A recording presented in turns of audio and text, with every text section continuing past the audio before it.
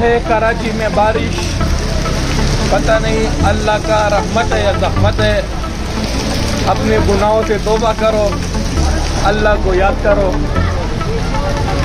अचानक ये बारिश शुरू हुआ है। हमारे दोस्त है, दोस्त का लड़का पैदा हो गया, माशाल्लाह, मैं उसको मुबारकबाद पेश करता हूँ। आमीन आमीन। लेकिन अल्हम्दुलिल्लाह वो यहाँ पर है और इसका बीवी काम 3 सालों से अल्हम्दुलिल्लाह वो यहाँ पर मौजूद है। दरोज भाई मैं मजाक कर रहा हूँ मेरे दोस्तों, मेरा भाई बहुत अच्छा मेरा सारी दोस्तों से मजा करने वाला।